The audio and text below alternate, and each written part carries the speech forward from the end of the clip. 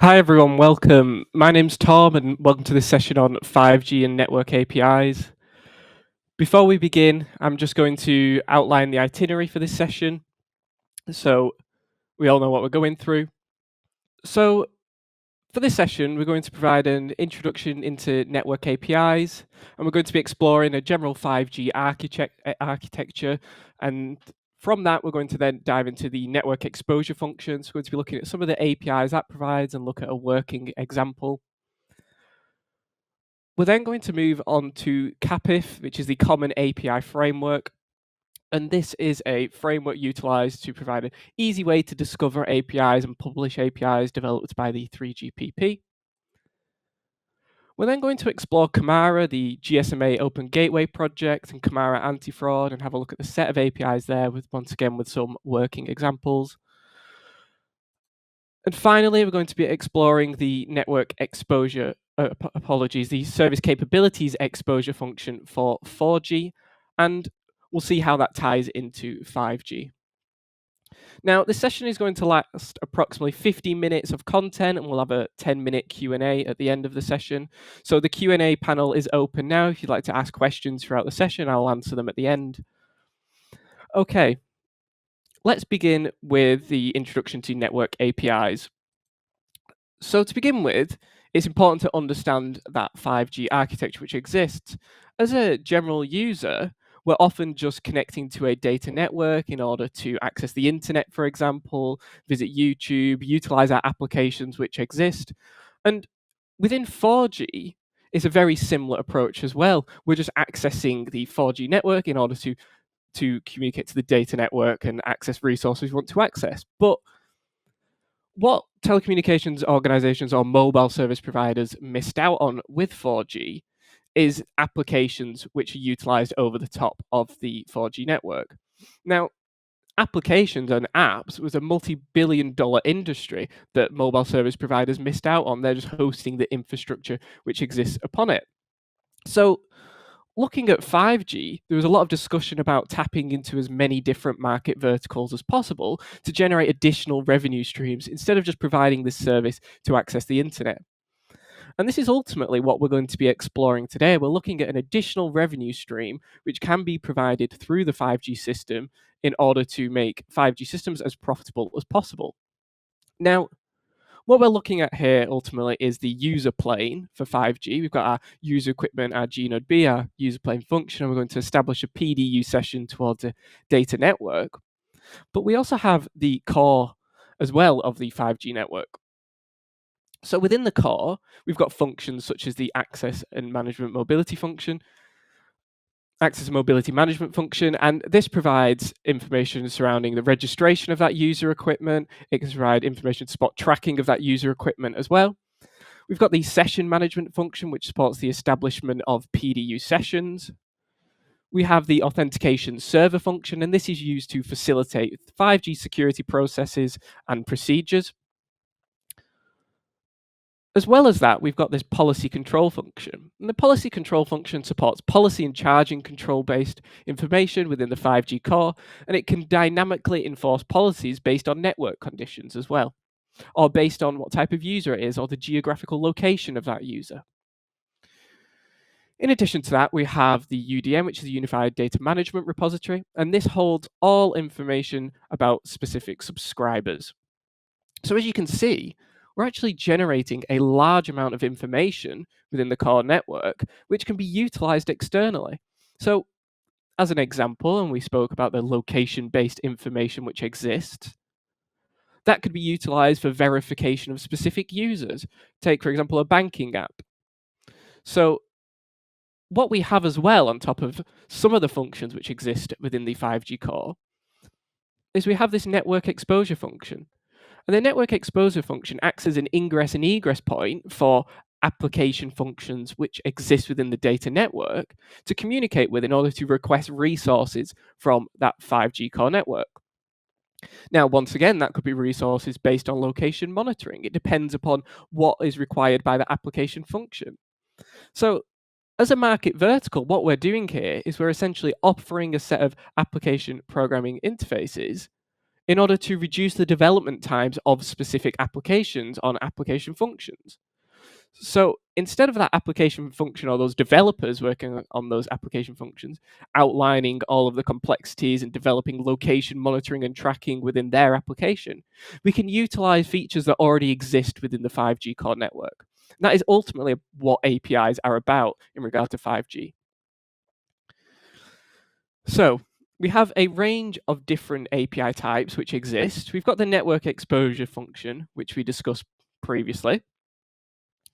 We've got CAPIF, which is the Common API Framework, and that's a standardized set of APIs which have been developed by the 3GPP. And this supports the discovery of APIs, the management of APIs, authentication and authorization of APIs, publishing of APIs as well. In addition to that, we've got CAMARA, and CAMARA is ultimately focused around providing a less complex set of APIs. Now, these APIs can be utilized by developers that aren't necessarily familiar with the 5G system and the complexities which goes with some of the APIs and within the network exposure function, and we'll explore that as well. We've got the SCEF, which is that service capabilities exposure function. Now, I did mention this is LTE or 4G focused and provides capabilities for IoT devices and NID, which is non-IP data delivery.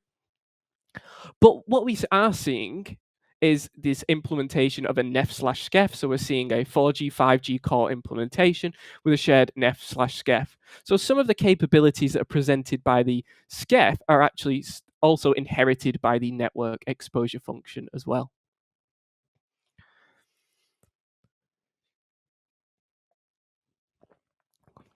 In addition to that, we have this set of service-dependent based APIs.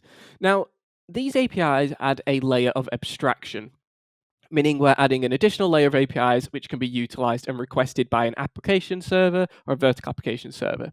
So to begin with, we've got SEAL, and SEAL is a service enabler architecture layer, and this provides a generalized set of APIs which can be used by vertical applications.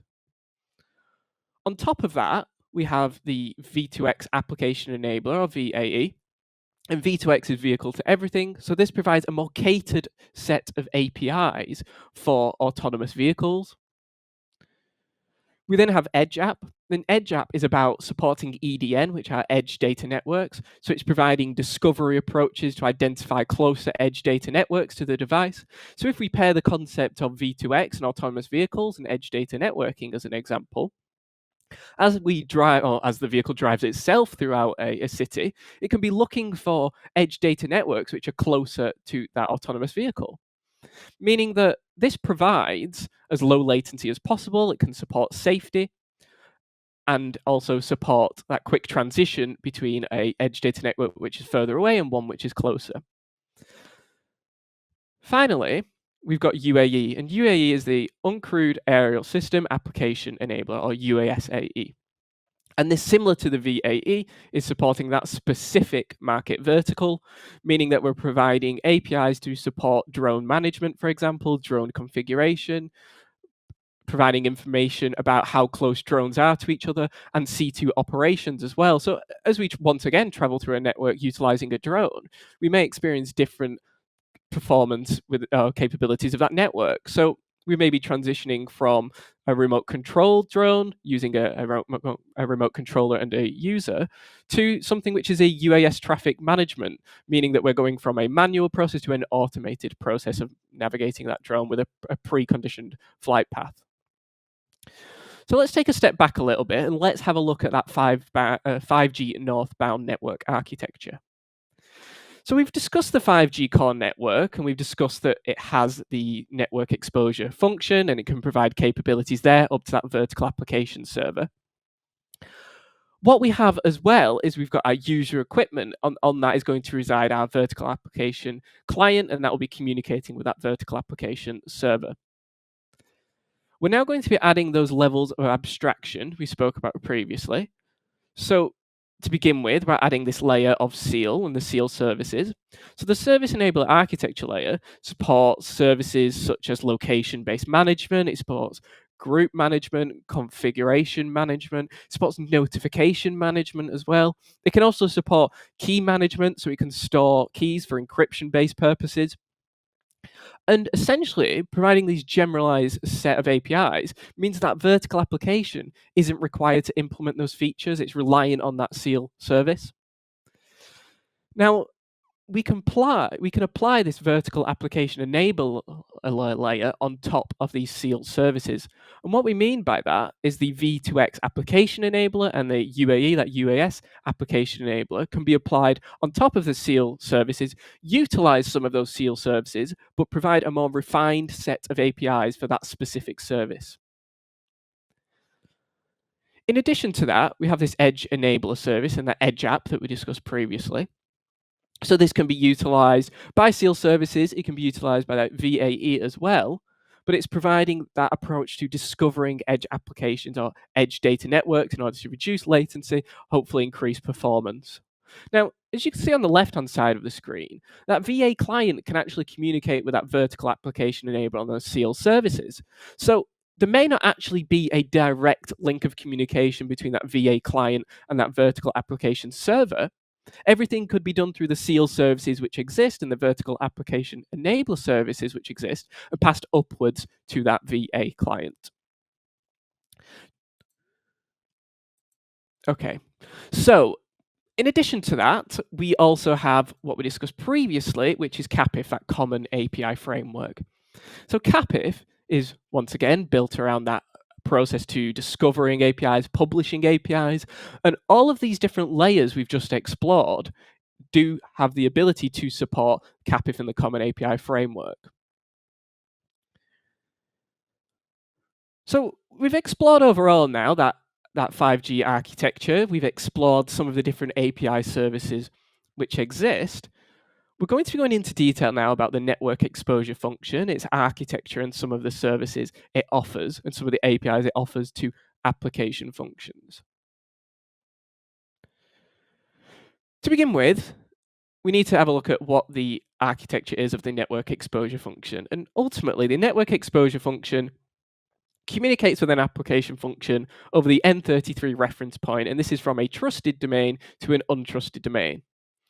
So the network exposure function needs to support four main capabilities. It needs to support the ability to expose information, and that is information from within that 5G system. It needs to support data translation as well, and this pairs with this concept of supporting application functions providing data. So what we mean by data translation is the application function may present data to the network exposure function that isn't in a format that is suitable for the 5G core network. So the network exposure function deals with transforming that into a format which is usable by the 5G core. But in addition to that, we can flip that concept on its head. The 5G core may be providing information to that network exposure function that isn't in a format that application function adheres to. So the network exposure function can change the format there as well to support that application function. In addition, obviously, we need to expose these network function capabilities securely. So the network exposure function needs to support providing authentication and authorization, and this can be supported in a range of different manners. We can provide rate limiting, so application functions may only be able to utilize specific API requests only a set period of time or within a set period of time. We can also specify that that application function can only access a specific set of the services we offer, depending on what it is required. If we've got an application function that's directly dealing with location management and that's the information it wants, do we necessarily need to provide it API services for non-IP data delivery? Probably not. So therefore, we can limit that for increasing the capabilities of security.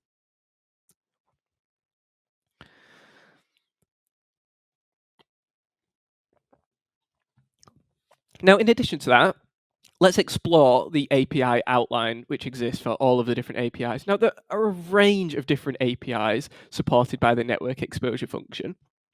We're not going to go into every single one in detail, or we'll just be talking about the network exposure function for this webinar. But as you can see on the screen, we've got a range of different APIs and different services. And for example, we've got concepts such as analytics exposure. So we could be requesting information about specific user equipment that could be generated in the NWDAF, the network and data analytics function, and passed onwards to that device. As you can see in here, we have different concepts as well, such as access mobility influence. We have data reporting as well. Once again, relying on reporting-based information. Now, this could be about the condition of the network currently, the traffic conditions. And we have our final list of APIs that the network exposure function offers. And at the bottom of that list, we've got this network slice parameter provisioning. Now, network slice parameter provisioning supports the ability for an application function to configure a specific network slice. And a network slice is essentially a logical representation of a network over physical infrastructure. So we can have multiple different slices over the same infrastructure, and they can support different services. So we can configure that service to, for example, support a set amount of PDU sessions or a maximum amount of PDU sessions that are allowed. Okay, let's have a look at a working example of a network exposure function API. So one of the APIs we explored previously was this monitoring events. And with monitoring events, there are a range of different events that the 5G core can actually offer to the network exposure function and therefore to the application function. So we have concepts such as loss of connectivity, which is provided by the AMF. We have the AMF and UDM providing UE reachability. We've got location-based reporting as well. We have a change of subscriber permanent identity and permanent equipment identity association. We have roaming status at the UDM, communication failure, PDU session status, counting the number of user equipments within a specific geographical area. We have concepts such as downlink data delivery status as well. And when looking at that, that's tracking to see if the data I have sent as an application function down to that specific user equipment has successfully been sent or what progress has been made with that. We can also track traffic volume at the user plane function. And finally, we can utilize this concept of the network slice admission control function to check the number of registered user equipments or the number of PDU sessions available. So let's dive into that as a working example. So we've got our application function here, we've got our network exposure function, and we've got our network slice admissions control function. The application function itself can send up this post request, this 3GPP monitoring event. And within it, we're going to be specifying a callback URI, and that's for the network exposure function to realize where it needs to send notifications back to. We're also specifying monitoring event and monitoring type and monitoring event report. So monitoring type for the network slice admission control function, we can check the number of registered user equipments, or we could also check the number of PDU sessions which have been established on that specific slice. Now, we also have the monitoring event report. So with the monitoring event report, we're essentially providing information about exactly what we're looking for. We can say, okay, once we've identified that the number of user equipment has reached a threshold of 150, that's when I want to be notified. This could be a percentage-based value based off the configured maximum amount of registered user equipments as well. So all of this information is sent onwards to that network exposure function. The network exposure function is going to start this discovery process. So it's going to utilize the network repository function to identify a network slice admission control function which supports a specific network slice. Essentially, within this post message which has been sent to that network slice admission control function, we're going to contain all of that information minus that callback URI to that network slice admission control function, the monitoring type and the monitoring event report. The network slice admission control function will communicate back with a 201 created message to notify the network exposure function that that subscription is successful. And it's basically saying, when that event occurs, I will notify you when it happens. The network exposure function will then communicate back onwards to that application function and say, I've put that subscription in place for you now with that network slice admission control function. If it sends me in any information, I will then send you what it has sent me. So after a period of time, that event may trigger. We may have reached that 150 registered user equipments, and the network slice admission control function has notified or has recognized that. So it's going to notify the network exposure function with this slice admission control event report. And that's going to contain all of the information which was requested by the application function, such as being notified that we've reached that number of registered user equipments. The network exposure function at this point is going to pass that information back to the application function so that it can make a decision. So that application function is now being notified about the number of registered user equipments on that specific slice. And this can support a decision-making process at that application function now. It could decide, actually, we may need to configure this network slice to increase the amount of numbered registered user equipments which are allowed, for example. Okay, moving on to CAPIF, the Common API Framework. Its architecture is ultimately built up of 4 different entities. So to begin with, we've got the CCF, which is the CAPIF core function. And the CAPIF core function deals with aggregating API-based information. It supports API discovery. Additionally, it's going to be storing logs surrounding interactions with APIs and application functions. Now, why might this be important to store logs? Well, it can be important for security-based purposes. We can track if events have occurred. It can be important for billing-based and charging-based purposes as well. We can see that that specific application function has utilized this set of API requests this amount of times, meaning that we can then charge them based off the amount of requests which have been made. We also have the AEF, and that is the API exposing function. And this acts as that ingress and egress point for actually utilizing specific APIs. So an application function will be communicating directly with that AEF. In addition to that, we've got the API publishing function. And as its name suggests, it supports the ability to publish APIs. So a API developer internally within the 5G system will communicate to this API publishing function with all the API information on a new API they've developed. That's going to be generating a set of APIs and set of rules, which are going to be passed on to that CAPIF core function. Now remember, that CAPIF core function is going to aggregate all that API-based information. It's a repository of what APIs exist. Now we've got the AMF. So don't confuse this with the access and management mobility function, or access mobility management function rather. This is the API management function. So the AMF enables API providers to audit, monitor, and configure the API set which exists. Now, this can be done for updating purposes. This can be done for security purposes. For example, we've identified a vulnerability. We may want to configure an API so it's no longer available. We can also configure sets of APIs to only be available by specific application functions.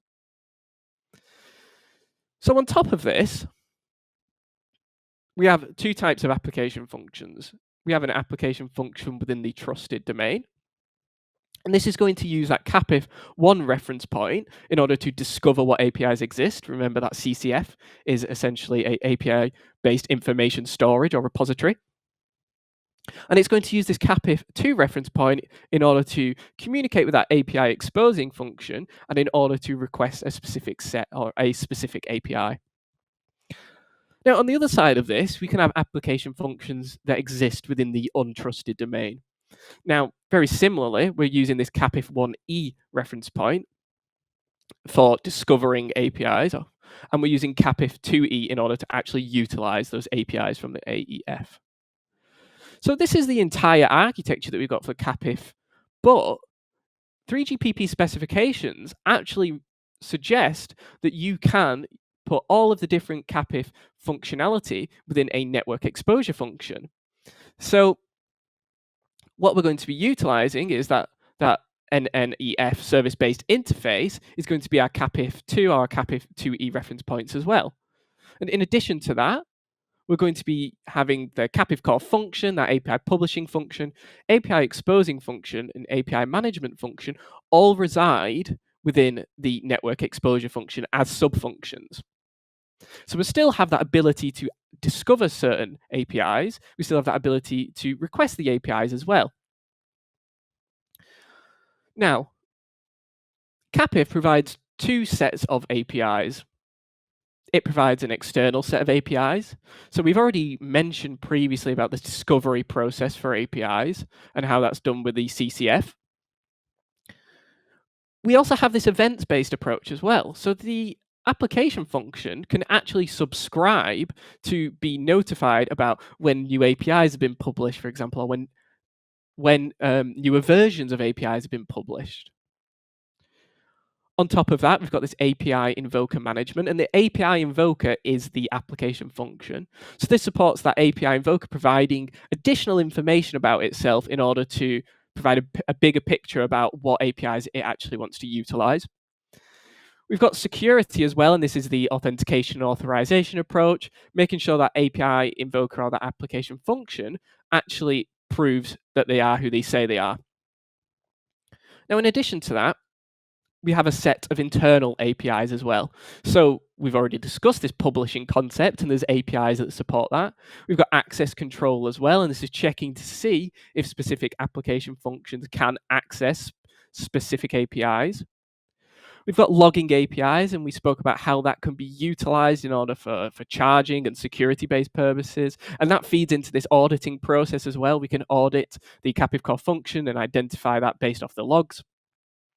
We've got the AEF authentication as well, and that's authentication internally to prove that that AEF is a actually utilized AEF. We have API provider management. So this is done through that AMF once again, and that's supporting that configuration of APIs. Now, one approach which is interesting is this routing approach. So AEFs within CAPIF don't need to provide all of the APIs which are supported under CAPIF. They can provide a subset of APIs.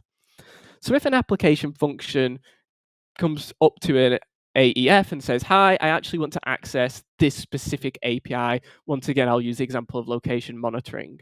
And it goes, oh, actually, I don't support that API. It can look for another AEF which does so. So it's essentially acting as a proxy in order to request that API from another AEF on behalf of the application function. So let's dive into a working example of CAPIF and how we can actually discover a service. The application function is going to communicate upwards to that network exposure function. Now I'm assuming all of those sub-functions exist within that network exposure function. We're utilizing this post service APIs, all service APIs request. Within here, we're specifying our application function ID, and we're specifying query-based information as well, and we'll explore that in a second. So the network exposure function, or the CCF sub-function which resides within it, is going to retrieve all of the different service APIs which correlate with the query information which exists. Once all of this has been obtained, and we've identified that the application function is actually allowed to utilize the set of APIs which have been provided, it's going to send a 200 OK message back to that application function containing a list of suitable APIs. So what's actually within that discover service request? Well, we've got the previously discussed application function ID, and we've got our query information as well. And this query information can consist of things such as an API name, API version. We can have, these are all optional fields, by the way. We have API category, supported features of that specific API, and these are all defined by 3GPP. We have a preferred AEF location. Now, this may be for latency-based purposes, as discussed previously. We have data format as well. Now, we could be requesting that we want the data in YAML, for example, or JSON or XML, depending upon what supported features are actually implemented. In addition, we have this concept of service KPIs as well. Now, different APIs may offer different service KPIs, and KPIs are your key performance indicators. So this can be the max amount of times I'm allowed to request that specific API. This could be the maximum response time, the availability of this API, whether that be geographical or uptime. This could be connection bandwidth, available compute memory, and storage as well. In addition to that, we have the support of network features as well. So we may discuss that specific network function may not support the capabilities which is requested by that application function. So to summarize, ultimately CAPIF is about identifying and discovering APIs through a standardized approach. So we've had all of those different layers that we saw previously with the seal and the vertical application enable layer, and we've got 5G. They may all utilize APIs in a slightly different manner. So providing a one-stop place to discover all of these different APIs provides less complexity on the vertical application end. Now, let's dive into CAMARA. So, CAMARA is the GSMA Open Gateway set of APIs. They've been designed to be as simple as possible for APIs that aren't familiar with or API developer, as simple as possible for developers that aren't familiar with the inner workings of the 5G system.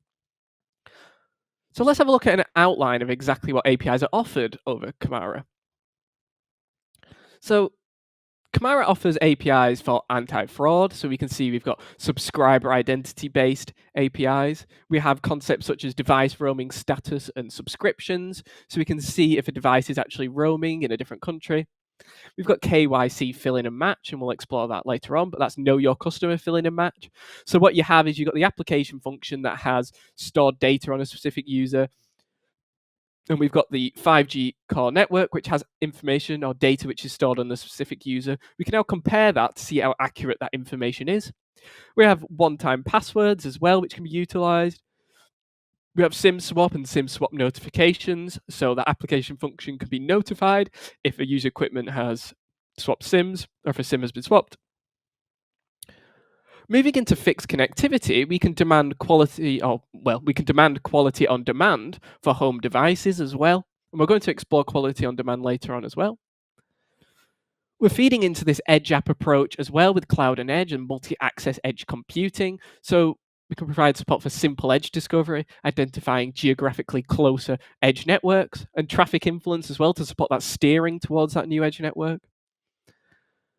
We also have this payments approach in carrier billing, and this is where we're essentially removing the payment method or the implementation of payment on that specific application. So as an application developer, it can be extremely complex to actually implement payments and charging options. What we're doing is we're offloading that onto the mobile service provider. So when you're paying for something within an app, you're actually going to be receiving your bill at the end of the month for your SIM card, and whatever payments you've made will be added onto that bill.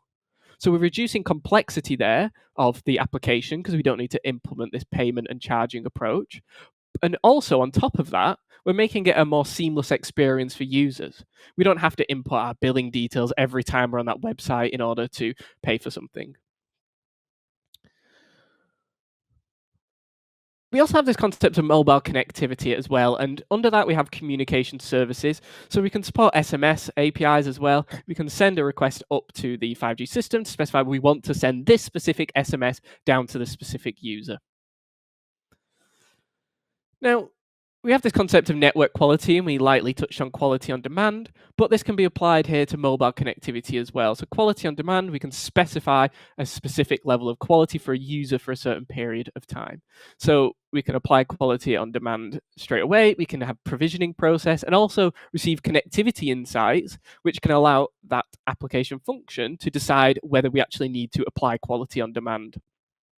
So say, for example, we're seeing that the connectivity insights show that the network performance is poor or the quality of service is poor for that specific user, we may then want to utilize the quality on demand API. And finally, which does tie in with anti-fraud as well, we have location-based services. So we've got device location verification, we've got geofencing subscriptions. So think of concepts such as Netflix and how we're only allowed to access specific services of Netflix or specific shows when we're geofenced, and this can be supported through this CAMARA set of APIs. We have data retrieval location, device location retrieval as well. Apologies, and we have population density data as well. So identifying the amount of user equipment within a certain area. Okay, let's explore quality on demand now. So with quality on demand, within that request message, we can provide a range of different parameters. We're going to firstly be specifying the device. Now we only need to provide one of these fields, so the IPv4 address, IPv6 or the phone number. We need to provide the address of the application server as well. That's IPv4 or IPv6. We need to provide a QoS profile. Now, these profiles are predefined profiles which can be utilized. So 5QI3, for example, could provide a non-guaranteed bit rate. We're specifying a maximum packet error rate and a maximum level of latency that's required on that certain profile. So each of these profiles can suit different use cases. On top of that, we also specify the duration that we want this change in quality of service for. So this is session time in seconds. So this is all the information which is going to be contained within the quality on demand request. So let's send one of these requests to a network exposure function. Well, we've got our quality on demand request here. We can see we've chosen to specify the device's mobile number. We've got the IP address of the application server or the application function.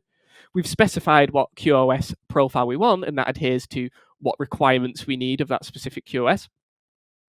And we specified the duration here as 1 hour. So the network exposure function is going to take this all into account. It's going to speak to different components of the 5G system, such as a session management function, and it's going to respond back with this 201 created message. And within that, it's going to say, "Hi, you requested these specific things," and that's everything in the apology. That should say quality on demand request, and it's also going to contain when this quality on demand is going to start and when it's going to expire at. In addition to that, it's going to specify a quality a QoS status as well. And in this instance, it's available. But if this start time is later on, it may say that we've requested this quality on demand and will notify you essentially when it is available. So we'll have an additional message underneath this 201 created once it is available to that specific user equipment. So that's how an application function is allowed to adjust the quality of service of a specific user equipment. In addition to that, we have this KYC, and that's know your customer approach to anti-fraud. So remember, we've got our repository, which is stored within the 5G core network, and we have the application function, and that may have a repository of subscriber data as well. What we're doing with KYC is we're comparing this information. So KYC consists of a range of different match request information or a match request schema. We have concepts such as phone number, ID documents, name, we have someone's given name, family name, we have postcodes, regions, we have gender, email, for example, as a range of different information. We also have the Japanese formats for names there as well. I'm not going to pronounce them because I'll probably butcher it. But we're adding a flexible amount of information, which the application function can communicate with the core network and say, I've got this information on this specific user. Does the information you have match as well? So let's have a look at a working example of that.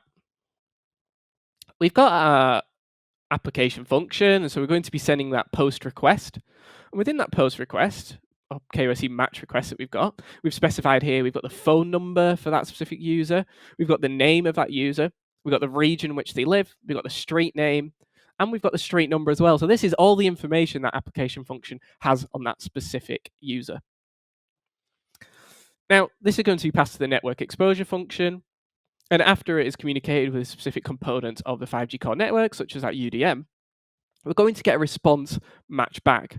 Now, this response is going to contain whether or not these different fields match. So, for example, we've got the name field, and we can see we've got a corresponding field, which is name match, and we can see that's true. We've got a region match, and that's set as not available. So that's specifying that we don't actually have that information on that specific user. We've got a street name match, and we see this is true as well. And we've got a street number match, which has been represented as false. Now, when a value has been identified as false, that means that the application function and the network exposure function have different information stored about that exact value. So that's paired with this street number match score. And that match score provides information about how close the values actually are together. So we're representing from 0 to 100 how close the street number is stored at the application function and the network exposure function, or within the 5G core network, rather. So in this instance, we could see that it's quite a high value, meaning that this is probably a user mistake. If we see it lower end, we could see that it's maybe intentionally utilized in order for some fraudulent activities, for example. So ultimately, the CAMARA set of APIs are providing a more standardized approach to APIs that are easier to use for application developers that don't understand the inner workings of the 5G system. And we see the implementation globally currently. And if you go to the GMA website, they actually provide information about which different organization or which different mobile service providers actually provide these types of APIs. Finally, we're going to be moving on to the service capabilities exposure function. Now, remember that this is for 4G, but we've got that NEF/SCEF implementation as we do have these 4G/5G cores. And some of the capabilities of the SCEF are inherited by the network exposure function. So the SCEF architecture is very similar to what we see with the network exposure function as well. The SCEF resides within that trusted domain and it can communicate to an application server which exists outside of that trusted domain over this T8 reference point. The SCEF has to provide a level of abstraction. It's hiding all of the underlying architecture and underlying infrastructure which exists within that network. In addition to that, it's providing policy enforcement. So application servers may only be able to request specific APIs. And so it needs to enforce policies there around the amount of times that API is allowed to be requested, for example, or if it's actually allowed to request that API at all. It obviously needs to support external discovery in order for application servers to actually communicate with that SCEF. And it needs to provide a level of authentication and authorization. Remember, these application servers or application functions are existing within the untrusted domain, so we need to apply a level of authentication and authorization for security purposes. Now, similar to the network exposure function, the SCEF provides a massive list of APIs. So, similar to NEF, and you can see where this may be inherited, we've got this event monitoring approach. We have non-IP data delivery as well, and that's to support non-IP data delivery to IoT devices. I'm not going to go through every single one of these because it will take a while. We've got network status as well, network status reporting, and we will explore that in a second. In addition to that, we've got a range of more customized set of APIs as well. So we have enhanced coverage restriction control, packet flow description management as well. There are a range of different APIs offered by the service capabilities exposure function. And you can see where some of these APIs have been taken and implemented within the network exposure function as well. So let's have a look at this network status API. On the screen, we've got our application server, our application function. That term can be interchangeable. We've got our SCEF, our service capabilities exposure function, and we've got our RCAF, and this is our RAN congestion awareness function. Now, the application server is going to send a request up to the SCEF. This is a 3GPP network status report request. And within it, it's going to contain information about the location that the application server is interested in. Now, it can be a geographical location, this can be a specific tracking area, for example. And on top of that, we can also specify these additional fields. We can say we want tracking-based reporting for a certain period of time, or we want reporting-based information when congestion goes over a certain percentage, for example. So over 40%, I want to be notified that we have congestion in these specific areas. Now, the service capabilities exposure function is going to receive this API request. And it's going to go through an authorization phase to identify if the application server is actually allowed to access that information. And if that is the case, it's going to send back a 201 created message specifying, okay, you're allowed to access that information. I'm going to set up this subscription now. At this point, the service capabilities exposure function is going to take all of the information which was passed to it by that application server, and it's going to pass it on to that RAN congestion awareness function. So the RAN congestion awareness function is now going to take all of that information. It's essentially aggregating the required information from a set of cells or eNode Bs, and that depends on the granularity of information that has been specified by that application server. Once it has accumulated all of that information and we've met the certain thresholds or requirements that the application server has mentioned, such as percentage-based values, for example, it's going to send back an aggregated congestion response. And this response will include that SCEF ID is going to also contain a congestion status list. Now, this list can be absolutely massive, it can be tiny, it depends upon what's been requested by the application server. But ultimately, that SCEF is going to be deriving network status information about the information that's been passed to it. Now, this network status information can vary depending on exactly how it is output. So we could provide information such as a low, medium, and high levels of traffic. We can provide exact values of traffic, and we can provide a percentage-based information of traffic as well. And that's going to be passed back to that application server in the form of that network status information. So this is ultimately providing information to that application server in order to support decision making. So if we're exploring the concept of communicating with IoT devices, non-IP data delivery, we may need to take that into account, where we actually see there's a really high congestion. Maybe we wait until the congestion's lower before we start communicating with that IoT device. Now, that's everything that we're going to explore today for network exposure for APIs. If anyone's got any questions, please let me know, and I'll check the Q&A tab in a second. On top of what we've explored today, you're all going to be receiving free access to our network visualization tool, NetX. So you don't need to sign up for anything for that. You're going to be receiving an email with your activation link. If you want to provide any feedback about this session, please utilize that QR code that's on the screen. We really appreciate it, as we enjoy running these sessions, and feedback about what topics you might want next or what additional information you want to add is really appreciated. In addition to that, if anyone is at MWC in March, please feel free to check out our Evolution of Mobile Networks workshop, and that's going to be on Monday the 3rd of March at 3 p.m. Okay, I'll have a look through the question section now and see what we've got. So I've only got one question from Amir, and that's, hello, are we going to be getting the recording for this session? Yes, Amir, this will be recorded. If there's any other questions, please let me know.